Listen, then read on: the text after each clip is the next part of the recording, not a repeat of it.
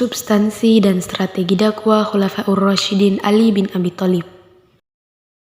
Ali bin Abi Thalib lahir pada hari Jumat 13 Rajab tahun 600 Masehi di kota Mekah. Nama lengkapnya adalah Ali bin Abi Thalib bin Abdul Muthalib bin Hashim bin Abdi Manaf bin Qusay bin Kilab bin Murrah bin Ka'ab bin Lu'ay. Ali bin Abi Thalib termasuk dalam golongan as-sabiqun al-awwalun dari kalangan anak-anak. Sejak kecil, beliau diasuh oleh Rasulullah Shallallahu Alaihi Wasallam karena beliau terdiri dalam kesempurnaan akhlak dan sifat-sifat yang terpuji. Pada awal dakwah Rasulullah Shallallahu Alaihi Wasallam, Ali selalu mengikuti kemanapun Rasulullah pergi, termasuk ketika harus sembunyi-sembunyi melakukan sholat di lembah-lembah Mekah. Ali bahkan rela mempertaruhkan jiwanya untuk Rasulullah.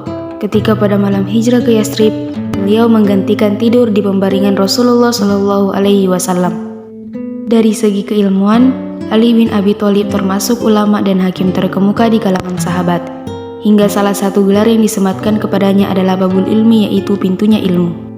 Para sahabat senior banyak yang bertanya kepada Ali mengenai masalah-masalah keilmuan yang mereka hadapi. Keluasan dan kedalaman ilmu yang dimiliki oleh Ali tidak diragukan lagi. Dalam sebagian besar perang Rasulullah Shallallahu Alaihi Wasallam, ia selalu membawa panji-panji perang. Keberanian, kepahlawanannya dan kepiawaiannya tak ada tandingannya, sehingga diberi julukan Asadullah, yaitu singa Allah. Ali ikut serta dalam perang Badar maupun perang-perang lainnya. Hanya saja pada peristiwa perang Tabuk, Ali tidak serta karena mendapat tugas dari Rasulullah Shallallahu Alaihi Wasallam untuk menjaga keluarga beliau dan ikutnya memimpin kota Madinah. Sepeninggal Rasulullah Shallallahu Alaihi Wasallam, Ali menjadi tempat para sahabat untuk meminta pendapat. Meskipun tegas dan keras dalam setiap pertempuran, beliau memiliki sifat penyayang yang luar biasa. Beliau tak segan-segan menyedekahkan makanan yang seharusnya bagi keluarganya. Ketika Abu Bakar, Umar bin Khattab, dan Utsman bin Affan menjadi khalifah, mereka tak segan untuk meminta pendapat dari Ali tentang suatu masalah dan sebelum mengambil tindakan.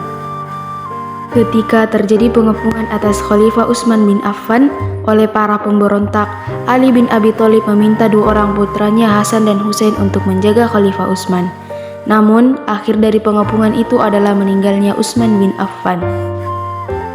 Pasca peristiwa itu, para sahabat berkumpul dan mengutarakan pendapat mereka kepada Ali bin Abi Thalib. Utsman telah tiada dan umat membutuhkan pemimpin.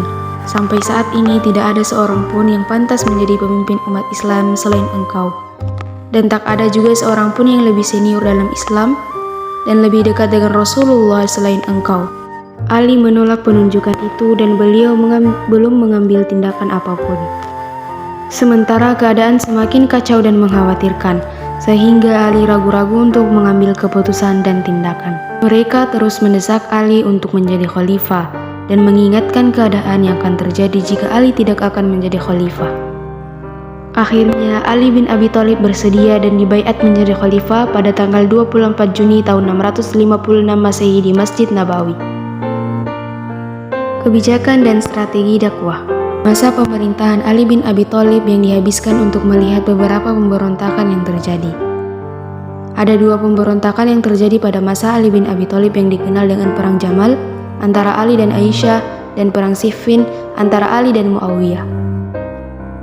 Ganti pejabat lama dengan yang baru. Khalifah Ali bin Abi Thalib memegang pemerintahan kurang lebih selama 5-6 tahun. Selama masa pemerintahannya, ia menghadapi beberapa konflik. Ali berusaha menciptakan pemerintahan yang bersih, berwibawa, dan egaliter. Ali ingin mengembalikan citra pemerintahan Islam seperti pada masa Abu Bakar dan Umar sebelumnya.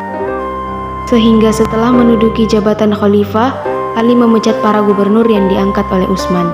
Dia yakin bahwa pemberontakan terjadi karena keteledoran mereka. Selain itu, pemecatan bergantung karena kinerja para gubernur tersebut kurang sesuai harapan dan cenderung sewenang-wenang sehingga mereka tidak disukai oleh umat Islam. Membenahi keuangan negara. Setelah pejabat-pejabat negara yang kurang cakap, Ali bin Abi Thalib menyita warisan harta para pejabat tersebut yang diperoleh secara tidak benar. Harta tersebut kemudian disimpan di Baitul Mal sebagai kas negara dan digunakan untuk kesejahteraan rakyat. Penarikan kembali tanah hadiah Ali bin Abi Thalib juga menarik kembali yang dihadiahkan kepada Utsman bin Affan kepada penduduk dengan memberikan hasil pendapatannya kepada negara dan menggunakan kembali sistem distribusi pajak tahunan di antara orang-orang Islam, sebagaimana pernah diterapkan oleh Umar bin Khattab.